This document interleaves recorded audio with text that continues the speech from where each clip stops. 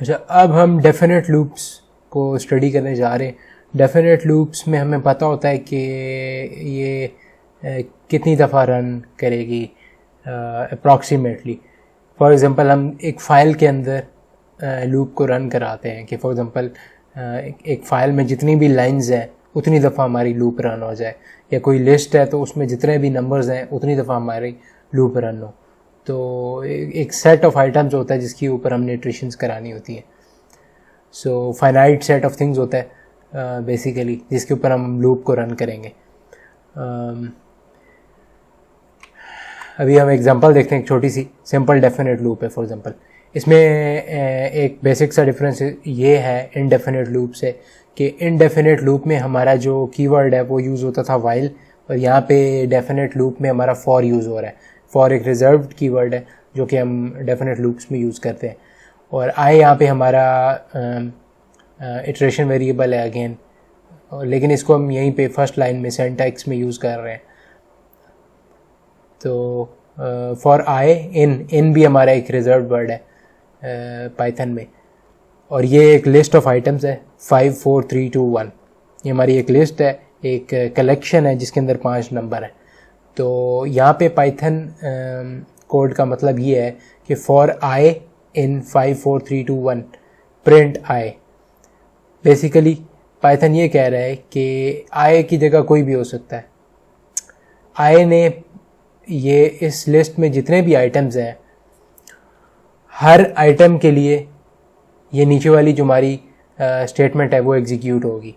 First of all I जो है वो 5 की वैल्यू लेगा, देन आई की वैल्यू 4 होगी, देन आई की वैल्यू 3 होगी, देन आई की वैल्यू 2 होगी, और आई की वैल्यू आखिर में 1 होगी। तो आई जो है जितनी भी हमारी इस कलेक्शन में आइटम्स हैं उनकी वैल्यू एक दफ़ा लेगा और नीचे वाला जो हमारा कोड है वो रन करेगा। तो सबसे पहले क्या होता है कि यहाँ पे फॉर आई की वैल्यू 5 होती है, तो हमारी ये स्टेटमेंट रन होती है प्रिंट आई 5। तो अब पाइथन ने क्या करना है कि वापस चला जाना है और नेक्स्ट वैल्यू अज्यूम कर लेनी है।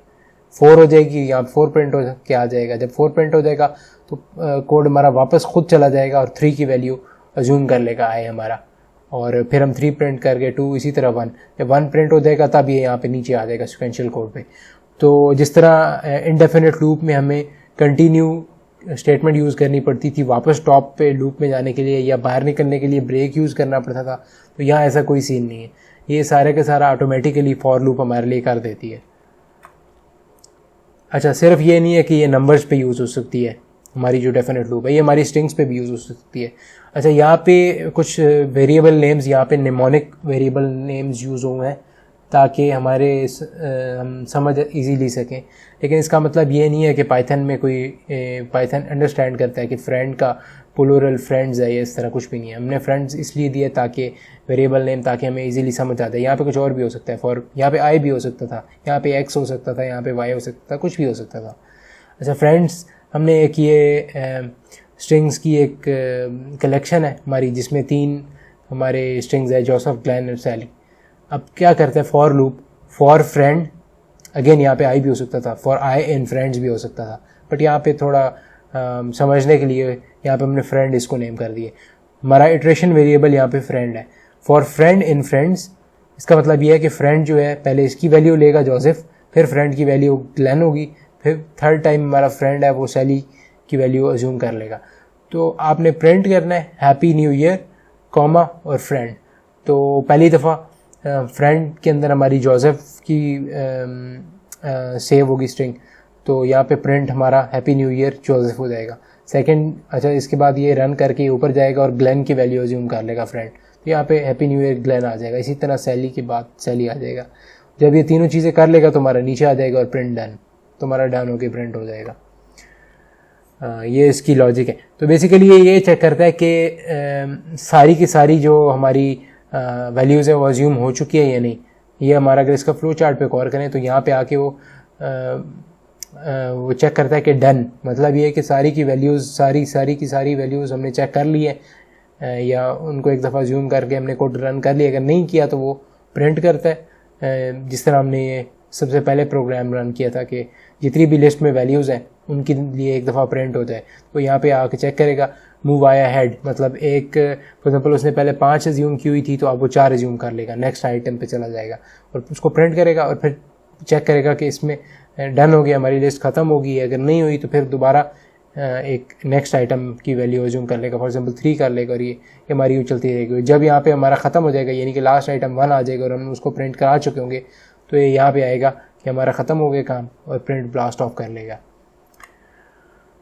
इन हमारा इस डेफिनेट लूप्स के अंदर यूज़ होता है, ये एक रिजर्व्ड कीवर्ड है और इसको इस तरह देख सकते हैं जिस तरह एक मैथमेटिक्स में सेट जब होते हैं तो हम एक बिलोंग्स टू का एक सिंबल यूज़ करते हैं कि ये एलिमेंट इस सेट में बिलोंग करता है या नहीं करता। इसी तरह ये जो हमारा इटरेशन वेरिएबल है इन हमारा ये चेक करता है कि ये हमें करके देता है कि हमारा जो इटरेशन वेरिएबल है हर दफ़ा वो इस लिस्ट में जाके एक नई वैल्यू अज्यूम करेगा। इनका बेसिकली ये काम है, वो हमारे लिस्ट के अंदर सारी वैल्यूज़ को बारी बारी इटरेशन वेरिएबल के अंदर स्टोर कराएगा और उससे हम आगे फिर एक कोई भी कमांड देंगे। फॉर एग्जांपल यहाँ पे जो हमारा ये ब्लॉक होगा या बॉडी ऑफ कोड होगा वो रन हो जाएगा।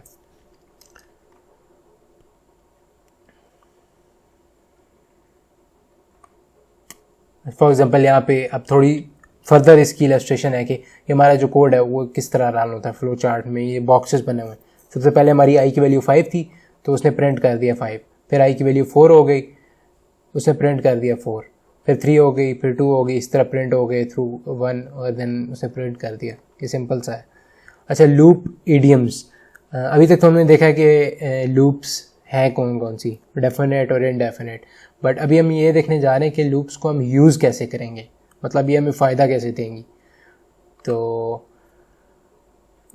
इसकी जो बेसिक लॉजिक है या बेसिक स्ट्रक्चर है वो ये होता है कि हम लूप से पहले, लूप स्टार्ट करने से पहले कुछ प्रिंट कराते हैं या कुछ इनिशियल वैल्यू हम वेरिएबल के अंदर स्टोर कराते हैं, फिर हम कुछ कोड लिखते हैं और रन कराते हैं अपनी लूप और देन एंड पे हम एक रिज़ल्ट प्रिंट आउट कराते हैं या आफ्टर रनिंग द लूप हम कुछ ना कुछ प्रिंट कराएंगे। फॉर एग्जांपल यहाँ पे एक लूप है जिसमें हम एक सेट के थ्रू रन करेंगे और अपना उसके जितने भी एलिमेंट्स हैं उसको प्रिंट करा लेंगे। बड़ी सिंपल सी लूप है। तो हम सबसे पहले क्या करते हैं, बिफोर रनिंग द लूप हम यहाँ पे प्रिंट बिफोर करा लेते हैं। यहाँ पे हमारे आ गया, आउटपुट में आ गया बिफोर। अब वो क्या कर रहा है, फॉर थिंग इन 9, इस सेट के अंदर जाना है उसने। इन जो हमारा रिजर्व कीवर्ड है वो क्या करेगा कि हमें बारी बारी मूव करेगा इस सेट के अंदर, ठीक है। और जो भी वैल्यू होगी, फॉर एग्जांपल सबसे पहले 9 को पकड़ेगा और इसको थिंग के अंदर स्टोर कर देगा। और यहाँ पे हम नीचे आएंगे जो कि इस लूप की बॉडी है तो वो प्रिंट कर देगा उसी वेरिएबल को जो हमने स्टोर कराया है। फॉर एग्जांपल सबसे पहले 9 होगा, थिंग के अंदर 9 जाएगा तो वो प्रिंट हो जाएगा, फिर थिंग के अंदर 41 जाएगा तो वो प्रिंट हो जाएगा। इसी तरह ये सारे नंबर्स थिंग के अंदर जाएंगे, वहाँ पे टेम्परेली स्टोर होंगे और वो वहाँ पे प्रिंट कर देगा। और जब ये सारे एलिमेंट ख़त्म हो जाएंगे, जब 15 भी हो जाएगा तो हमारा ये नीचे आ जाएगा out of the loop, automatically out of the loop चली जाएगी। और नेक्स्ट जो सिक्वेंशियल कोड है, लूप रन होने के बाद हमारे पास हमने एक स्टेटमेंट लगाई है प्रिंट आफ्टर। तो हमने एक स्टेटमेंट लूप से पहले दी थी, देन हमने लूप रन कराई और फिर उसके एंड पे एक रिज़ल्ट दिया। तो ये हमारा बेसिक एक सिंटैक्स है एक लूप्स को रन करने का। फॉर एग्जांपल यहाँ पे हम एक और एग्जांपल करेंगे कि हम फाइंड करना चाहते हैं, कुछ हमारे पास नंबर्स हैं उसमें से हम देखना चाहते हैं कि सबसे बड़ा नंबर कौन है। तो अगर हम वैसे ख़ुद देखें अपनी नेकेड आई से तो हम एक डिफरेंट तरीके से उसको परसेप्शन हमारी डिफरेंट होती है। हम सिर्फ एक बड़ा नंबर जो हमें सामने नज़र आता है हम उसको पकड़ लेते हैं। फॉर एग्जांपल ये हमारे सामने नंबर्स रन हो रहे हैं 74, 50, तो हमें यहाँ पे हमारे जहन में चला जाएगा कि 74 यहाँ पे सबसे बड़ा नंबर है। बट जो कंप्यूटर होता है या पाइथन है वो इस तरह रन नहीं करता। पाइथन क्या करेगा, वो पहले 3 को चेक करेगा और वो इसको अज्यूम कर लेगा कि हमारा ये सबसे बड़ा नंबर ये है। दैन वो 41 में जाएगा तो वो देखेगा कि 41 और 3 में से बड़ा कौन है, तो वो 41 को ले लेगा। फिर वो 12 को चेक करेगा कि क्या 12 41 से बड़ा है, नहीं है तो वो अभी तक 41 को ही रखेगा बड़ा। देन वो 74 को देखेगा तो वो देखेगा कि 74 हमारा 41 से बड़ा है तो वो इसको लार्जेस्ट नंबर स्टोर कर देगा। तो उसकी वर्किंग और एक ह्यूमंस की वर्किंग थोड़ी सी इस तरीके से डिफरेंट है। और ये है कि ये तो 4-5 नंबर हैं, इसमें से हम इजीली बता सकते हैं कि हमारा 74 सबसे बड़ा नंबर है। लेकिन अगर हमारे पास लाखों नंबर हों और उसमें से हमें बताना हो और नंबर भी बड़े बड़े हों तो हमारे लिए इम्पॉसिबल है ह्यूमंस के लिए। तो कंप्यूटर ये बहुत जल्दी काम कर सकता है पाइथन। तो होता ये है कि जब हम पाइथन का प्रोग्राम लिख रहे होते हैं इस तरह लार्जेस्ट नंबर फाइंड करने के लिए, तो इनिशियली जो मैंने कहा लूप रन करने से पहले हम कोई वैल्यू देते हैं या कुछ प्रिंट कराते हैं। तो वो ये होता है कि हम लार्जेस्ट, फॉर एग्जांपल इस प्रोग्राम में हम क्या करेंगे कि हम शुरू में लार्जेस्ट जो नंबर होगा वो उसको एक डेफिनेट वैल्यू खुद दे देंगे -1 की, और फिर जब पाइथन 3 को चेक करेगा तो वो देखेगा कि -1 से बड़ा है हमारा जो पहला नंबर आया, तो वो लार्जेस्ट सो फार जो हमारे पास होगा वो 3 को कंसिडर कर लेगा। वो कहेगा कि जी 3 हमारे पास अभी तक सबसे बड़ा नंबर है।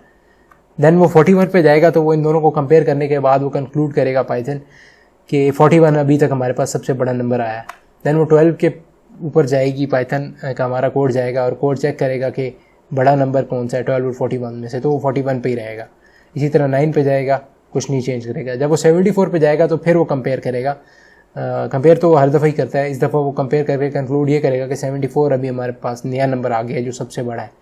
एंड देन वो फाइनली 15 को चेक करेगा, तो हमारे पास ये एंड पे 74 में पाइथन रिजल्ट दे देगा। तो ये इसकी वर्किंग है। यहाँ पे एक छोटी सी एग्जांपल है, लूप को हमने सक्सेसफुली रन कराया है। करना इसमें यह है कि हमने एक लार्जेस्ट वैल्यू फाइंड करनी है एक लिस्ट में से। तो हम एक वेरिएबल दे रहे हैं, वेरिएबल में हम अंडरस्कोर यूज़ कर सकते हैं, हमने पहले भी बात की थी, तो यहाँ पे अंडरस्कोर यूज़ हुआ है। लार्जेस्ट सो फार एक वेरिएबल है हमारा, उसमें हमने एक डिफ़ॉल्ट वैल्यू -1 पहले ही स्टोर करवा दी है। अब जब वो वैल्यू स्टोर करवा दी है, अभी हम पहले एक प्रिंट स्टेटमेंट पहले दे देंगे जिसमें हम बिफोर और लार्जेस्ट जो नंबर हमने डिफ़ॉल्ट है वो पहले प्रिंट करा लेंगे। तो यहाँ पे ये बिफोर -1 प्रिंट हो जाएगा। अब हमारी लूप आ गई फॉर द नम, ये हमने एक इटरेशन वेरिएबल दिया है इसको, फॉर द नम इन इस लिस्ट में। वो क्या करेगा कि द नम एक वेरिएबल है, उसमें बारी बारी ये सारी वैल्यू स्टोर करेगा। और फिर नीचे अब जो हमने इसकी लॉजिक है या बॉडी है उसमें क्या किया हुआ है कि इफ़ द नम, जो हमने द नम अज्यूम किया हुआ है, फॉर एग्जांपल अगर 9 है फर्स्ट केस में, अगर तो वो लार्जेस्ट सो फार से बड़ा है, लार्जेस्ट सो फार कौन सा है जो हमने पहले डिफ़ॉल्ट वैल्यू दी हुई है, अगर तो वो लार्जेस्ट सो फार से बड़ा है तो लार्जेस्ट सो फार को हम चेंज कर रहे हैं, और जो अभी हमने नम जो हम करंट हमारा नंबर चल रहा है वही हमारा लार्जेस्ट सो फार हो जाएगा।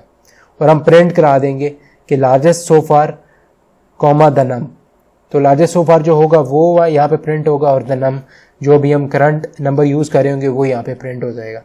अभी इसको हम बारी बारी देखते हैं। सबसे पहले क्या जी, द नम के अंदर वैल्यू आ गई 9 आ गया द नम के अंदर। अब उसने नीचे कोड रन किया कि क्या 9 बड़ा है हमारा लार्जेस्ट सो फार से।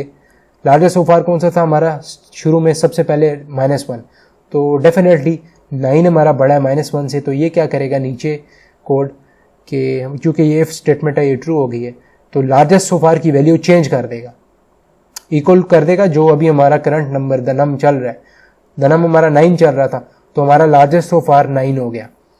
और नीचे एक हमारी प्रिंट स्टेटमेंट है इसी फॉर लूप के अंदर, जिसमें वो लार्जेस्ट सो फार प्रिंट करेगा जो कि अब हमारा 9 हो गया, और करंट नंबर जो अभी हम रीड कर रहे हैं वो भी 9, तो हमारे पहले दोनों 9 आ गया। अब वो क्या करता है कि द नम में 41 को स्टोर कर देता है। अभी फिर कंडीशन रन होगी कि क्या हमारा 41 लार्जेस्ट सो फार से बड़ा है। अब लार्जेस्ट सो फार में 9 की वैल्यू स्टोर हो चुकी है पहले की, तो अब वो चेक करेगा कि क्या 41 बड़ा है 9 से, तो 41 41 बड़ा है 9 से। अब वो लार्जेस्ट सो फार को फिर चेंज कर देगा, और जो हमारा करंट नंबर जो कि 41 चल रहा है वो इसमें स्टोर हो जाएगा, और फिर हम उसको प्रिंट करा लेंगे लार्जेस्ट भी और जो हमारा करंट भी चल रहा है। तो 41 हमारा लार्जेस्ट था और करंट भी वही था, तो ये प्रिंट हो गया। अब वो थर्ड वैल्यू पे आ गया 12, वो उसने द नम में स्टोर कर दी। अब वो चेक करता है कि क्या 12 हमारा 41 से बड़ा है, तो ये फॉल्स हो गई। अब वो नीचे आया, लार्जेस्ट सो फार हमारा अभी 41 ही है, और द नम जो अभी हम करंट यूज़ कर रहे हैं वो 12 है। इसी तरह वो 3 पे आया, 3 41 से बड़ा नहीं है, तो ये कंडीशन रन नहीं होगी। अभी वो फिर प्रिंट करेगा लार्जेस्ट सो फार हमारा 41 खड़ा है अभी, और 3 उसने प्रिंट कर दी। अब मज़े की बात है, अब आ गया वो 74 पे। 74 उसने फिर द नम के अंदर स्टोर किया और ये कंडीशन चेक की कि क्या 74 जो हमारा करंट नंबर है वो हमारे लार्जेस्ट सो फार से बड़ा है। लार्जेस्ट सो फार अभी तक हमारा लार्जेस्ट कौन सा था, हमारा लार्जेस्ट 41 था, लेकिन अब 74 आ गया है, तो 74 41 से बड़ा है, तो उसने लार्जेस्ट सो फार की वैल्यू चेंज कर दी। लार्जेस्ट सो फार जो कि लार्जेस्ट अभी तक था उसने उसके अंदर 74 ही स्टोर कर दिया, और नीचे एक प्रिंट की स्टेटमेंट है, ये रन हो जाएगी कि लार्जेस्ट सो फार भी हमारा 74 हो गया है, और जो अभी हम करंट नंबर चेक कर रहे हैं वो भी 74 है। इसी तरह फाइनल 15 पे आएगा, ये कंडीशन अगेन फॉल्स होगी और हमारा लार्जेस्ट सो फार 74 और 15 साथ जो भी करंट नंबर हम यूज़ कर रहे हैं वो प्रिंट हो जाएगा। और जब ये सारों के लिए रन हो चुकी है तो ये यहाँ से हमारी लूप में से बाहर आ जाएगा हमारा कोड, और यहाँ पे प्रिंट आफ्टर और लार्जेस्ट सो फार 74 होगा। तो ये इसकी सारी वर्किंग है, इस तरह ये वर्क करता है। अभी नेक्स्ट लेक्चर में हम कुछ और लूप पैटर्न्स देखेंगे और देखेंगे कि लूप्स किस तरह यूज़ होती हैं और लूप से हम क्या क्या काम और ले सकते हैं। So see you in the next lecture इंशाल्लाह।